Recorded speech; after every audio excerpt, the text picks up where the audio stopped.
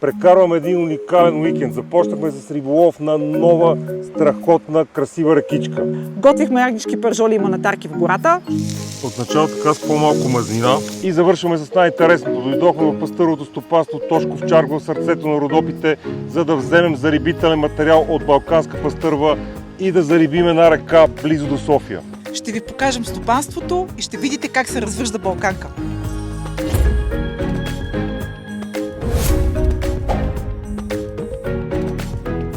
Продължаваме с тестовете на панталона на GMC. 3 риболова, ако не протече при мен, значи окей.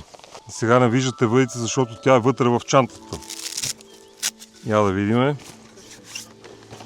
Ето е въдичката Tail Outback Puppy S50 ULT. Мини джобна въдичка. Вече показах в едно видео, правих видео в продуктовия канал, сега няма да говоря повече за нея. Просто си я правя и се пускам по реката. Макаратка не съм си забрал. Взел съм я. Телескопчето е сглобено, пускаме се сега по ръкичката да провериме има ли рибки. Има доста риби, минал съм 2-3 места и вече имам 5-6 калванета, но рибите са много малки като за такъв тип река. Ето тук даже една риба само иде в краката. Ето. Не мога да оцеля и примамка още. Сега едно Риджи 35 теска, че ли ми е най-удобно да го вода. И определено рибите са на местата без течение, не са в течението. Там една риба взе муха. Тая риба тук си седи до мене, не бяга. Ебати рибата. Пусна се.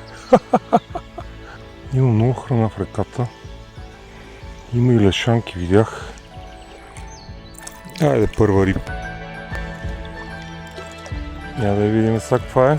Вижте колко е красива. Малка родопченка. Айде, миличка. Айде, тръгай си. Има си доста рибки по рекичката. Имам вече над 10 калванета. Повечето не се закачат. Сега най-после извадих една. Просто ми беше любопитно да я видя как изглежда. И рибките са от тези с големите петна. Само Macedonikus. Поне тази, която хванах. Значи популацията си е местна и не е поне толкова засегната от зарибявания.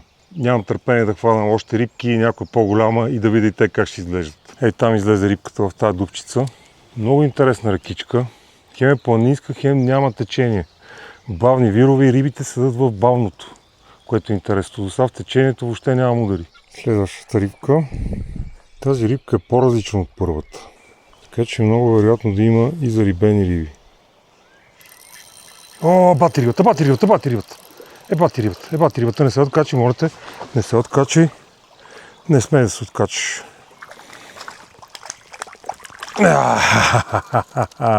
След като 3-4 подобни ми се откачиха, най-после дойде късмета с една малко по-хубава риба, като за рекичката. Странни петна има, като дива риба, но като че ли е хибридизирана. Тя. Много красива рибка. Вижте само какви петна има.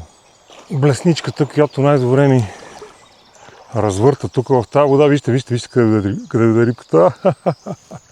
Блесничката, която най-добре ми развърта в тази вода е Savage Gear Grub Spinner, най-малкият размер. Добре се върти и в по-бавна, и в бързичетата, но рибите са в... Определено рибите са в бавното. Вижте къде е рибата. Виждате? Ето я. То тук дойде и не може да оцели бръсната. Чак и виждах как се отваря устата. Не човешки много удари. Сигурно имам. Ето пак направо. Удар след удар. Тук са пак изпуснах една хубава риба. Ето я. И тая от по-хубавите. Ето я. О, стой. Опа! Вижте с какви точки е интересна риба. Айде!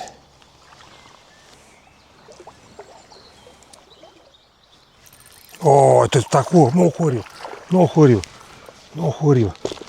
О, в този вир. Втора хубава риба в този вир. Не се откачай. О, втора хубава риба в този вир. Да, прилича малко повече на зарибена риба или някаква хибридизирана, не знам каква е. Но не прилича на баш на дивите риби, които са в реката. Това хубава дебела риба с червени перки. Избяга, докато те снимам. Ето я тук си плува. Много готино се вижда в тази вода. За втори път се убеждавам, че аутбекчето е супер въдичка. Ето пак. Ох, това беше мъничка.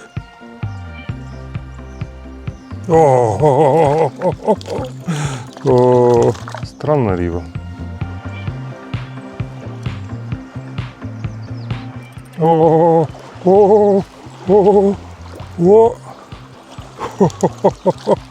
Поредната рибка.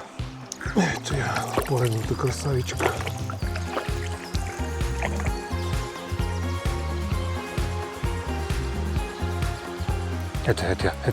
Ето я е по-хубава риба.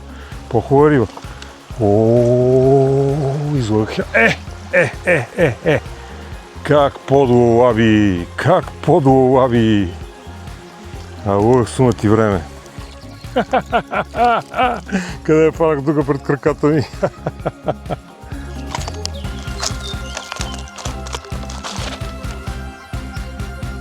На риджа. Ох, мамо. 35 теф. На малкото риджи, малка рибка. Да, еската се налагаше да я твичвам, явно ги плашеше, но евката е вода бавно, мазно и я взимат.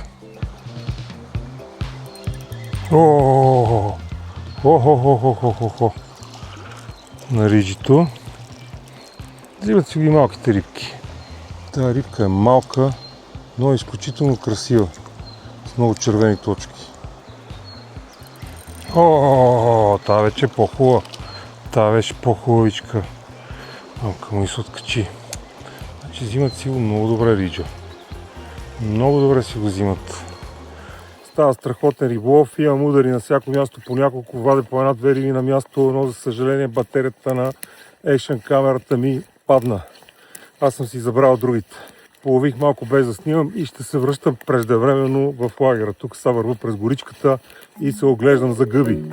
Понеже сме много слаби габари, минавайки през Сърница.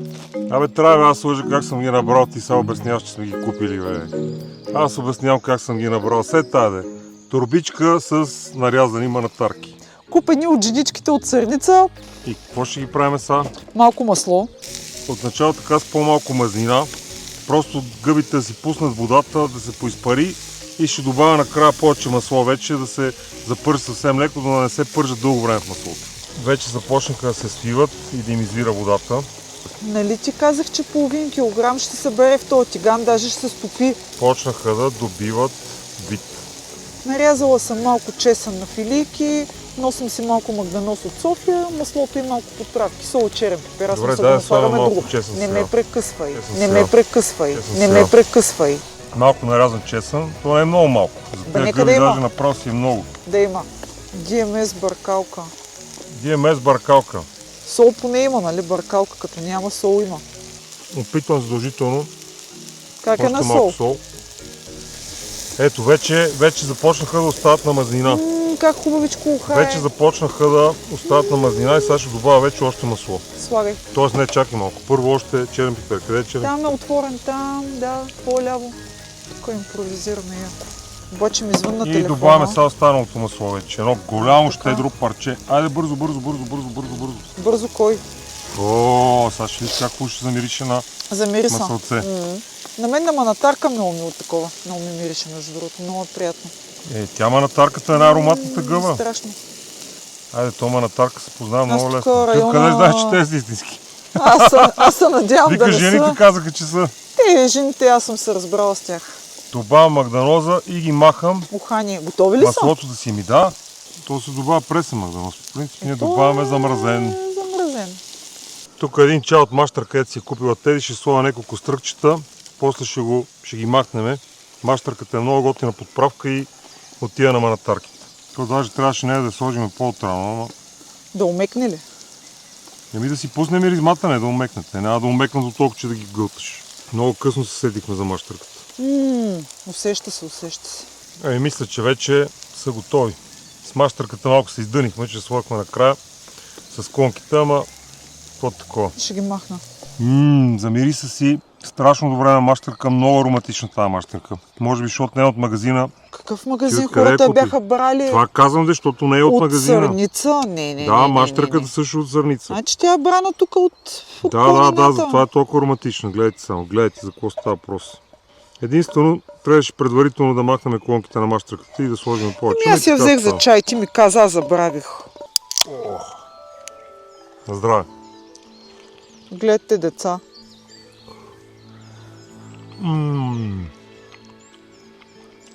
Топ. Аз няма да ям. Що? Защото поръчах една специална гъба да сложат. С Богом, приятели. Взимай да дадеш бързо. Бързо! Взимай Не да се дадеш. смей там. Не се смей там. Чесънче. Какво друго си взехме от сърница? Сърница мес, агнешки наложени пържолки. Агнешки наложени пържолки. Това звучи даже малко по-вкусно от гъбите. Котио. Да, сега на чугунен оребрен тиган ще го правим. Просто много набързо сме за една вечер, няма време за барбекют. Иначе класическата рецепта е правят го на плоча. Значи караме на местна храна, само трябваше няколко балканки да вземем от ръката. Много древни. Древнички са, да. И приятели, ако идвате в района на Сърница, задължително пробвайте тези агнешки пържолки от месарския магазин Сърница. Как се казваше? Сърница мес. Сърница мес. Той има нарисувано агънце отпред или теленце. Вижда се веднага. Точно на центъра. Не, това бая гадно ще стане. Няма да е за ядене. Много, няма да става за ядене. Това направо те има на тарките, ще ги хвърляме, ще ги даваме на куче. Добре, че имаме куче. Добре, че тук едно куче дойде и се присламчи към нашата глутница, те ще могат да ядете тега дори, че ние няма да може да ги дадем. Това бая гадно взе да става. Сега ще го пробвам. Сърница е новия ми любим град. Ето тези домати струват. Много благо домати. Струват 2 евро, хора. Те едва ли са тук, ама... Те не знам откъде са, но са 2 евро. И това е най-якия домат. Ето виж, гледай домат, гледай това. Гледай, това е. Ядеш и ревеш. Ядеш и ревеш. Кущеш. Кущеш. И това, приятели. Розов домат, сладък като мед. Агнешки пържолки, манатарка с масълце и мащърка. Кущеш. Агнешката пържолка е фантазия. Много гадна, много. Вижте сега какво нюню котлетче. Ма ти така като си даш ръцете напред, изглежда голямо, бе, то като риба. Да, гледай какво малко котлетче. Да пробваме с агнешкото котлетче.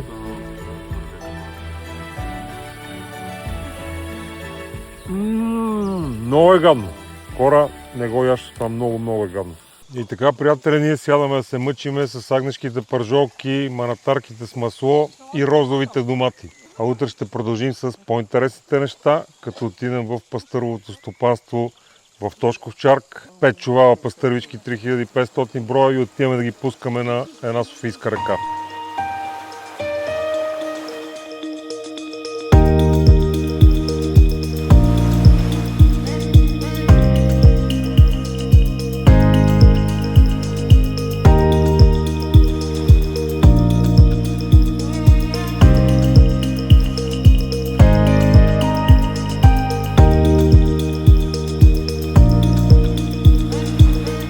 И, приятели, вече наближаваме пастъровото стопанство от Тошков чарк. Останете с нас, за да видите завода за балканска пастърва. Това е Веско, човекът, който се занимава с развъждането на балканки. Това е самия язовир Тошков чарк. Това са тази годишни, нали? Сега ще помолиме Веско да ни вкара в кухнята на пастървите. Гледайте за какво става въпрос. Това е най-голямото стопанство в България, нали? Това е най-голямото стопанство, от 65 години близо вече. И най-старото. Ще се занимаваме с зарибителен материал, най-вече с балканка. Ето ги тази годишните малки рибки, които чакат разселване из реките на България. Така че, приятели, ако искате да зарибите някоя река с балканки и да направите едно добро дело, за да има какво да ловиме, долу в описанието ще сложа координати за връзка с Веско. Това са басейни с различни по размери. Ето, гледайте какво става, колко много балканки. А сега Веско ще ни покаже нещо, което най-вероятно ще е още по-интересно. Майките. Големите риби, които всички искаме да хванем. Уникално. Аз ги виждам с очилата, сега не знам дали ще се видят добре на. Гледай това. Гледай какви монстъри. Леле, това са женски. Мисъл, не А това тук не са американки. декоративни. А много по-бързо ли растат американките от балканките? Почти 2 пъти по-бързо американката се развива от балканката. И това е причината в повечето стопанства да не гледат балканки, защото е икономически неизгодно да се гледа за месо. Американката расте много по-бързо и е по-изгодно. Слава Богу, има хора като Вес, които отглеждат и балканки и затова успяваме да зарибяваме реките. Те сега си мислят, че ги храним. Да. Ами това, приятели, изключително интересно е, трябва да го видите на живо, така с думи не мога да го опиша. А сега отиваме да правим чувалите и да тръгваме, че закъсняваме. А преди това, ако още не сте се абонирали за канала, може да го направите от бутона долу вдясно с камбанката, за да получавате известия, когато качваме нови видеа. Ето ги нашите чували, започваме да ги пълним. И сега най-важното в чувалите е да се вкара кислород под налягане, за да може да издържат до реката, която ще зарибяваме. Без този кислород балканката умира много бързо.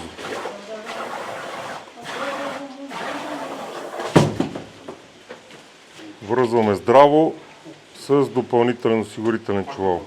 Ето ги чувалите, сега започваме да ги товарим в буса и тръгваме. Хванахме ги хубаво с мрежа, да не се кандилкат. Чакаме само тези да оправи документите, защото искаме да сме изрядни документално. За да бъде всичко както трябва, извършваме зарибяването в присъствието на служители на Яра, с съответните документи и разрешителни. Ето е рекичката, в момента е сравнително маловодна, но си държи вода цяла година. Крис вече почва да ги разселва. Слагаме първия чувал с темперирала водата, постои 5-10 минути, след което ще го прехвърлим в кофички и тръгваме по реката да ги разселваме. Зарибяването е организирано от нас, от магазин Ванко Крафт, със средства от оборота на магазина. И мислим да продължим с тази традиция всяка година. Тръгваме по реката и сипваме по малко рибки в затишията, пострани, близо до места, на които могат да се скрият и където няма по-големи. Някои смятат, че най-добрият начин за зарибяване с балканска пастърва е полагането на оплоден хайвер. Това го направихме за първи път с Сдружение Искър София. Бяха се излюпили повечето от хайверните зърна, които заложихме и сме убедени, че това всъщност е най-добрият начин, но и най-труден и най-скъп. Ако не сте гледали видеото от това зарибяване с хайвер, оставям го на подсказката горе вдясно, а вие напишете долу в коментарите според вас кой е по-добрият начин за зарибяване с хайвер, с съвсем малки балканки или с отраснали риби. Тук някой си е ловил и си е чоплил семки. А сега спирам да снимам и продължаваме да разселваме рибките, защото никак не ни е лесно, човешкият ни ресурс е ограничен. Надявам се, сме предали емоцията, видеото да ви е харесало, гледайте тези две, които ви се показват около мен. Бъдете здрави и до нови срещи по реките!